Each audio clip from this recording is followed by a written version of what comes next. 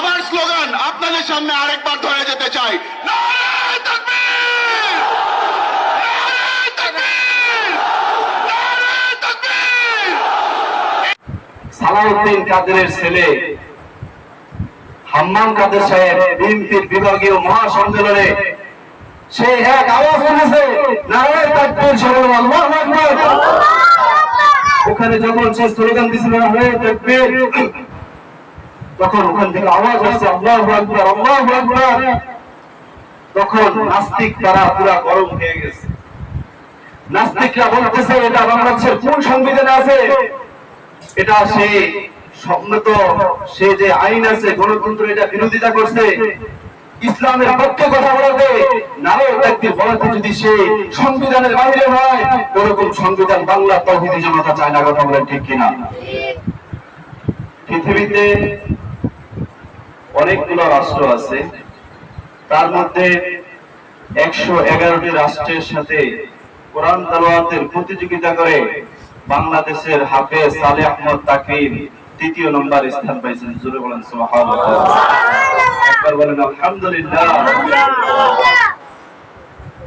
111টি রাষ্ট্রের সাথে কোরআন তেলাওয়াতের প্রতিযোগিতা করে বাংলাদেশের হাফেজ বাংলাদেশের পতাকাকে উঁচু করেছে। বাংলাদেশের ইতিহাসে, পৃথিবীর ইতিহাসে পাওয়া যায়, যখনই হাফেজদের ট্রেনিং হয়, কোরআন তেলাওয়াতের প্রতিযোগিতা হয়, তখন বাংলাদেশের হাফেজরা, বাংলাদেশের উলামায়ে কেরাম, বাংলাদেশের হেফজখানা ছাত্রগুলি বাংলাদেশের পতাকাকে উন্মোচন করে। কথা বলেন ঠিক কিনা? কিন্তু আমার কিছু ভাইরা আছে, মওদুদির কিছু লোক আছে, জামাত ইসলামের কিছু ভাইরা আছে, তাদের আর এগুলো সহ্য হয় না। তাদের চুলকানি উঠে গেছে, তাদের অ্যালার্জি রোগ, অ্যালার্জি রোগের যে ওষুধে কম ধরে, কথা কি জানেন আপনারা? জানা নাই? এই ভাইদের অ্যালার্জি উঠে গেছে যে বাংলাদেশের একজন প্রবীণ বক্তা, সুপরিচিত, ওনাকে নাটক কর্মীওয়ালা লোক বললে সারে, যিনি এত বড় ব্যঙ্গ করেছেন, আলেমদের নিয়ে তো ব্যঙ্গ করেছেন, শেষ পর্যন্ত আল্লাহ তাআলার কোরআনের আয়াত নিয়ে পর্যন্ত ব্যঙ্গ করেছেন। জোরে বলেন নাউজুবিল্লাহ। সে হলো রফিকুল্লাহ আফসারী সাহেব। পোলাপানের কোরআনের আয়াত নিয়ে ব্যঙ্গ করে সে মানুষদেরকে বুঝাইতেছে, মানুষদেরকে এটাই বুঝাইতে চাইতেছে, মানুষদেরকে বলতেছে আপনার সন্তানকে হেফজখানায় দিন না, আপনার সন্তানকে যে হেফজখানায় ছেড়ে দিতেছেন, আপনার সন্তান কার হাতে দিতেছেন? রাত্রে আপনার সন্তানকে উঠানো হইতেছে, রাত্রে উঠে তাদেরকে পড়ানো হইতেছে। এই শিক্ষার দরকার নাই, সন্তান ঘরে থাকবে, মায়ের কোলে থাকবে, এরকম বক্তব্য যারা যায়, বাংলা তৌহিদি জনতা তাদেরকে চায় না। কথা বলে ঠিক কিনা?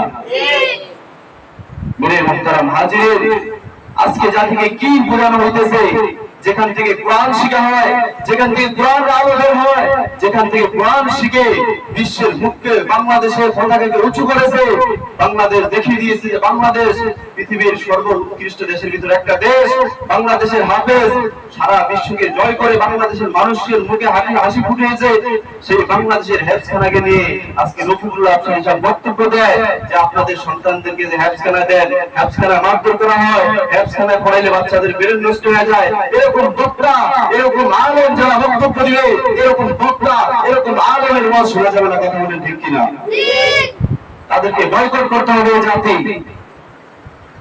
যারা ইসলামের বিরুদ্ধে অবস্থান নেবে, যারা এই মাদ্রাসার বিরুদ্ধে অবস্থান নেবে, যারা এই কোরআন হাদিসের বিরুদ্ধে অবস্থান নেবে, তাদেরকে এই জাতি চায় না। কথা বলেন ঠিক কিনা? এই বাংলার জমিনে সালাউদ্দিন কাদেরের ছেলে হাম্মাম কাদের সাহেব বিএনপির বিভাগীয় মহাসম্মেলনে সে এক আওয়াজ তুলেছে, নারে তাকবীর, সবাই আল্লাহু আকবার। ওখানে যখন সে স্লোগান দিছিল নারে তাকবীর, তখন ওখান থেকে আওয়াজ আসছে আল্লাহু আকবার, আল্লাহু আকবার। তখন নাস্তিক তারা পুরা গরম হয়ে গেছে। নাস্তিকরা বলতেছে এটা বাংলাদেশের কোন সংবিধানে আছে?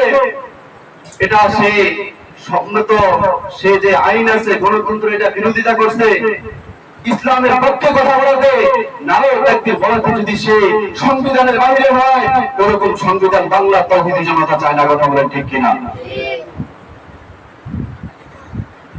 কিছু বিএনপি নেতারাও তাহারা তাদের প্র্যাকটিস আলু তো সব তরকারির লগেই খাটে। কথা বলেন ঠিক কিনা?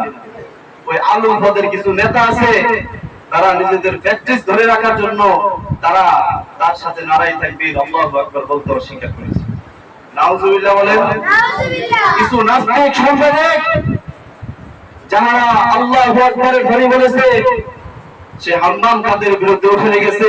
আরে সংবিধানে হলো বাংলাদেশ হলো ইসলাম রাষ্ট্র, তোমরা ইতিহাস পড়ে দেখো, মুক্তিযোদ্ধারা তাদের একটা স্লোগান ছিল নারায়ে তাকবীর আল্লাহু আকবার।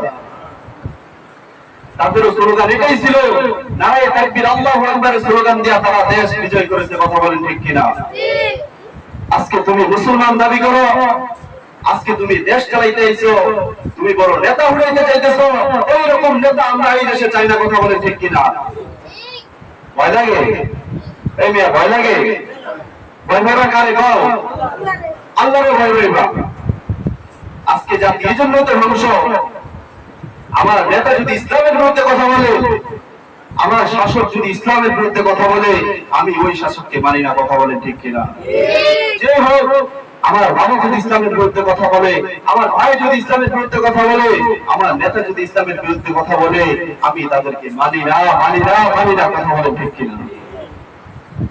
মানব না তাদেরকে। যারা ইসলামের বিরুদ্ধে যাবে, যারা কোরআনের বিরুদ্ধে যাবে, যারা আল্লাহ আল্লাহ রাসূলের আইনের বিরুদ্ধে যাবে, ওই রকম নেতা আমাদের দেশে দরকার নাই। আজকে আল্লাহু আকবার বলে যদি তার অন্যায় হয়ে থাকে, আল্লাহু আকবার বলেছে, এটা সংবিধানের বাহিরে বলেছে। কি আজীব তামাশা! যেই দেশের ঘোষণা হলো এটা ইসলাম ধর্ম, ইসলামিক রাষ্ট্র, সেই দেশে যদি আল্লাহু আকবারের স্লোগান দিলে এটা সংবিধানে নাই, এরকম কথা বলা হয়, তার বিরুদ্ধে অবস্থান নেওয়া হয়, তাহলে মনে করেন আমরা কোন পর্যায়ে আছি? আজকে কি বুঝাতে চাইতেছেন আপনি জাতিকে? কি বুঝাতে যাচ্ছেন? নাস্তিকদেরকে বড় বড় পদে উঠিয়ে রাখা হয়েছে।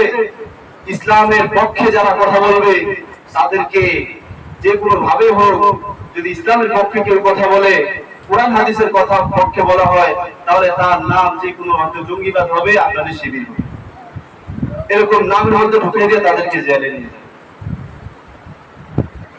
কয়েকজনের মুখ আপনি বন্ধ করবেন? একজনকে জেলে নিয়েছেন, একজনকে জেলে নিয়েছেন, 100 জনের মুখ আল্লাহ তাআলা খুলে দিয়েছে। একজনকে আটকাবেন, 100 জন তৈরি করে দিবে কে? আল্লাহ। এজন্য বাংলাদেশ মুসলমানদের দেশ বলতে খুবই লজ্জা হয়। আজকে মুসলমানের সন্তানের মুখে যদি আল্লাহু আকবার স্লোগান দেওয়ার পর যদি তার অন্যায় হয়ে থাকে, আল্লাহু আকবার বললে যদি এটা তার অপরাধ হয়ে থাকে, ও মুসলমান জাতি, তাহলে হরে কৃষ্ণ হরে রাম বলুক। এটা বলবো নাকি আমরা? এটাই তো বুঝাতে যাচ্ছেন আমাদেরকে, এটাই তো আমাদের দেশের আইন। মেরে মুহতারাম হাজিরিন, যদি আল্লাহ আল্লাহ রাসূলের বিরুদ্ধে যে কোনো বক্তব্য যাক, যে কোনো কথা হোক, ওই কথা আমরা মানব না। কথা বলেন ঠিক কিনা? এটা হচ্ছে ঈমানের দাবি, এটা হচ্ছে যার যার ঈমানের পাওয়ার। আমার ঈমান এতটুকু পর্যন্ত নাই, আমার নেতা যদি ইসলামের বিরুদ্ধে কথা বলে আমি চুপ করে থাকি। হে দোস্ত, তুমি শুনে নাও, কিয়ামতের দিন তোমাকে বোবা শয়তানদের কাতারে উঠানো হবে।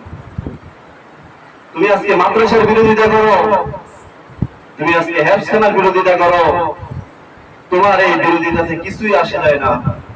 আল্লাহর কোরআন আল্লাহই হেফাজত করবে, আল্লাহর দ্বীন আল্লাহই হেফাজত করবে। তুমি আমি যদি ইসলামকে ভালো না বাসি, কোরআনকে ভালো না বাসি, তাহলে কি আল্লাহ তাআলার কোনো ক্ষতি হবে? বলেন, ইসলামের কোনো ক্ষতি হবে? যদি আমি ইবাদত করি, ইসলাম মানি, তাহলে শান্তি আমার, যদি না মানি অশান্তি আমার।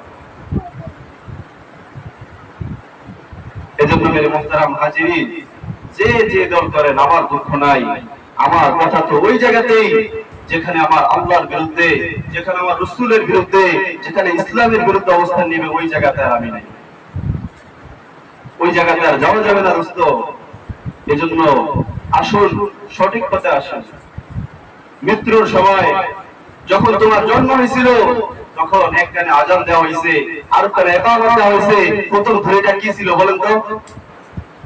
মুসলমান জানা না, প্রথম ধরেটা কি ছিল? আল্লাহু আকবার। আল্লাহু আকবার বলতে কষ্ট হয়, বলেন একবার আল্লাহু আকবার। মুসলমান আল্লাহু আকবারের ধ্বনি দিবে আর কাফের মুরতাদ কাছ থেকে দেশ ছেড়ে পালাবে। কথা বলেন ঠিক কিনা? এজন্য আল্লাহু আকবার বলতে কষ্ট হয় আজকে মুসলমানের জবানে। কিন্তু যদি কেউ নৌকা, ধানের শীষ এগুলো লইয়া চিল্লাও, তাহলে চিল্লাইতে পারবে সারাদিন, কোনো ক্ষতি নেই। এজন্য মেরে মুহতারাম হাজিরিন, রাসূলের মহব্বত আপনার আমার দিলের মধ্যে থাকা চাই। রাসূলের মহব্বত যার দিলের ভিতরে থাকবে, সে তো ইসলামের বিরুদ্ধে যেতে পারে না, সে তো মাদ্রাসার বিরুদ্ধে যেতে পারে না। কে বলেছে আপনাকে এরকম বক্তব্য দেওয়ার জন্য, যে বক্তব্য দ্বারা মানুষ মাদ্রাসার প্রতি বিদ্বেষ ঢুকে যাচ্ছে, মাদ্রাসার প্রতি মানুষের অনাসক্তি তৈরি হচ্ছে? এরকম বক্তব্য আপনার দেওয়া ঠিক হয়নি। অতএব আমি আপনার কাছে অনুরোধ করব, আপনি এখনো সময় আছে, আল্লাহর কাছে মাফ চান এবং এই জাতির কাছে ক্ষমা চান। এজন্য রাসূলের মহব্বত, আল্লাহর মহব্বত, ইসলামের মহব্বত সকলে থাকবো তো ইনশাআল্লাহ। আল্লাহ তাআলা সকলকে কবুল করুন।